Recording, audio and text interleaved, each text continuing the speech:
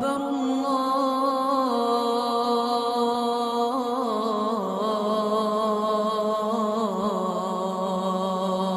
The fraud that my client is charged with, the amount of the fraud is $689,970.24.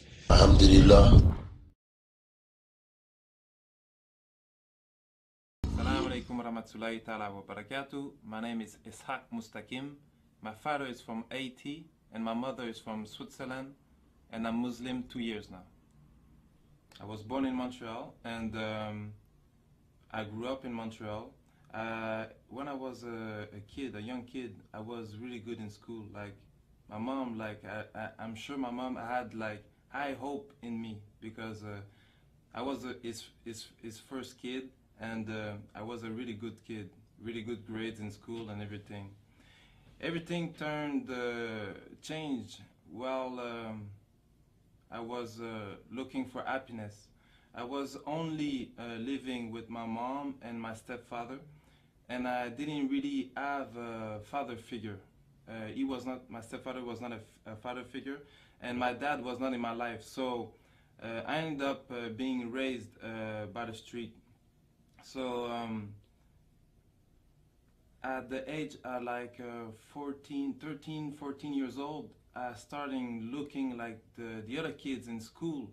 And I saw the kids that were taking drugs and drinking alcohol and going out with girls. I saw them like more happy than the other kids. So I started to wanted to be with them and try that stuff. So that's what I did. And hanging out with bad people end up to giving us like bad habits. So at the age of 15, I was so bad that they put me in like a juvenile jail. So I went to juvenile jail like for a few months, and after that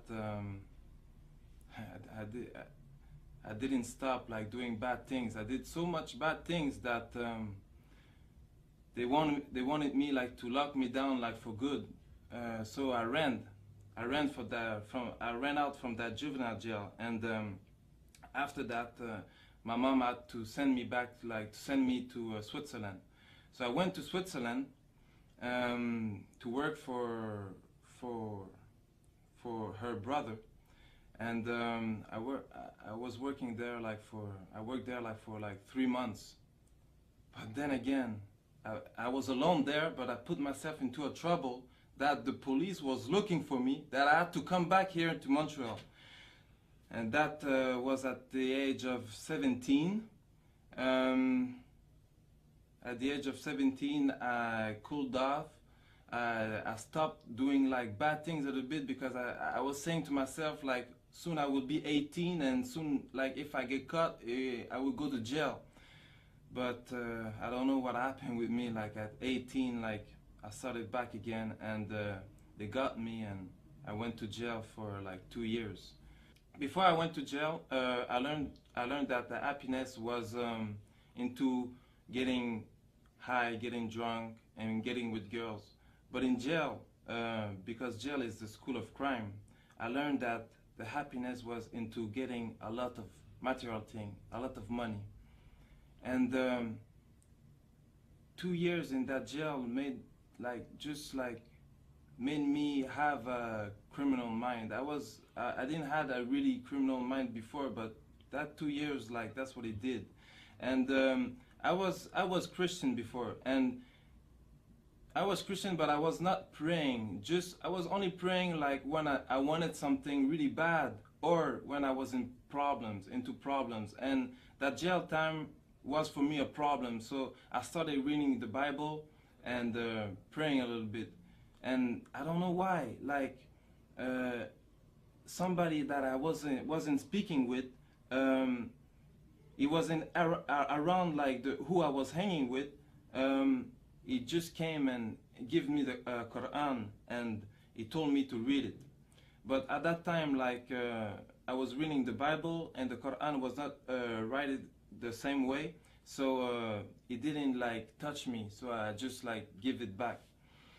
After when I got out from jail, I started my mission to get money. When I got out of jail is when I got out of jail is then when I started chasing the money, getting after the money. And because I had no school and the fastest way to get money was a criminal way, that's the way I went. And in every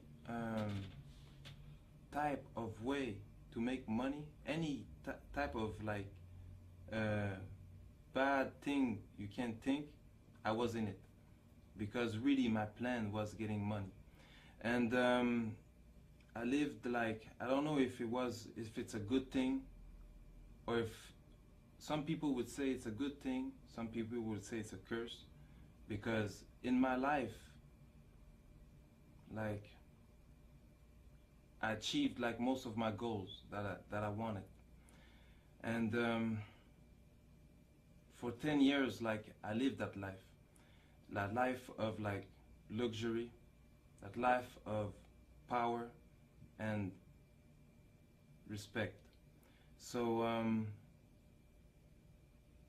because when I say this, like, people don't really understand, so I have to make a little bit like of explain a little bit. Like when I say like I had the things that most people, young and older, they would like to have, that I had in my life, they don't really understand, because everybody has his own perspective on like what is luxurious. So when we're talking about cars, Benzes, I had a few, BMW, Porsche, Viper, Hummer, Jaguar, Cadillac, like most of all the brands, like the big brands, that's the car that I had. Like houses, condos, but not like only like the cars like normal, like the car, because when you buy a car, it's like to make you happy, but the thing is that happiness doesn't last. So right after, like, you have to suit up the car. But after, when the car is suited up, there's nothing else to do. So you buy another car. Me at one time, like, had like 2 cars, and I was renting out like other cars just to have another change, because like I was bored. I had a house and I was living in hotel suites. It cost me like 10,000 a week just for hotel suites. So the clothes, like just the clothing, like because like when you have money, like even the money, like change your style a little bit.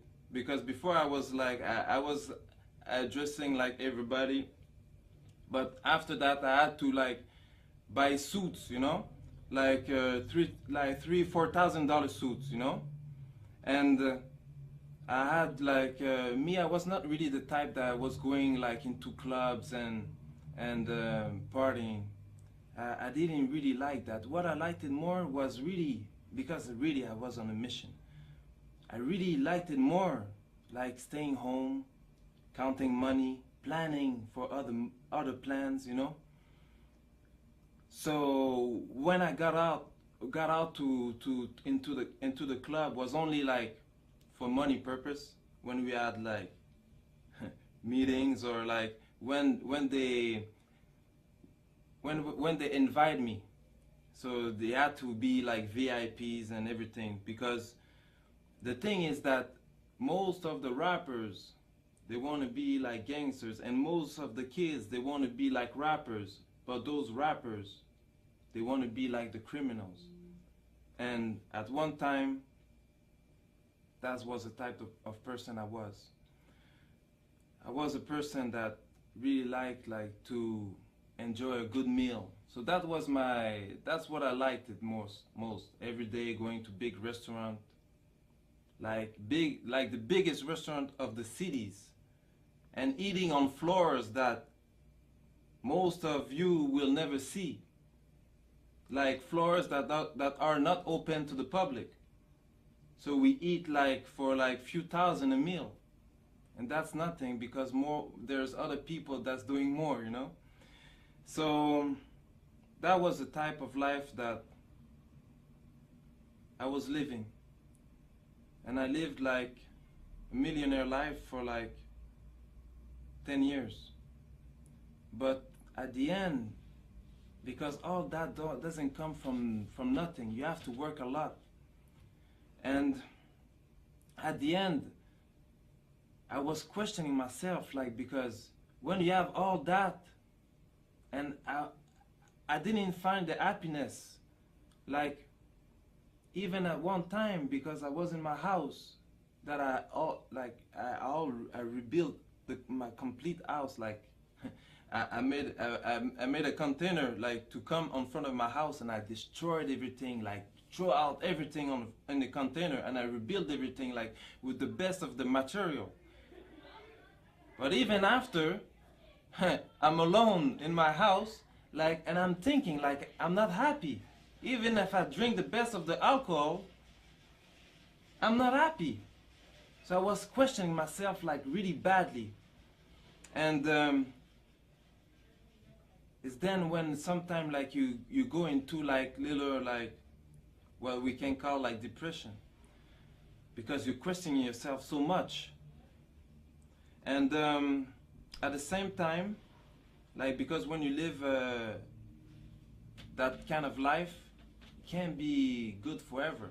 So after 10 years, I got caught for a little thing, and I had a sentence of 11 months. So I went to jail for a few months, 9 months, and because I didn't, like, you don't do like the full sentence. Like I went to jail for 9 months. So there, because of my criminal file, like they put me like in a certain area, like the maximum. And at that time, like they put me like, even like if I had like a good life, there's always like, you always want more. So there's like always, I was looking up to other people still, you know. So, and they put me like in a wing with like those kind of people that had even more money, that was spending even more money. Like they were talking like a lot of money. So and you it's not like anybody, like we're talking just like that and you believe, like you can read it in the newspaper when something happened, like it's in the newspaper. So and they were talking about me like that. Even them, they were not happy. Even them, like they wanted to change. So really, all that made me even more like put in a position that I had that I had to think about my life. And after, at the end of my sentence, I got in a jail, in a cell with a Muslim, and that Muslim brother started to talk to me about Islam. And really now I was like, because I was already questioning myself, so I was really interested about what he was saying, and what is a good thing for him, but a bad thing for me. He got released, but he told me he would send me the Quran, but maybe something happened because he never did. Like, I don't know if he never did, but I never received it. So after I got released, and I went back to my same life, you know, and I forgot everything about God, because when you know more into problems and you're not a Muslim, as soon as things go good, like you forgot God again. And while I was like doing my life, I met up with a woman, and that woman, she was Muslim, and her mom, she told me that I should look up into Islam, and it's then that I started doing my own research.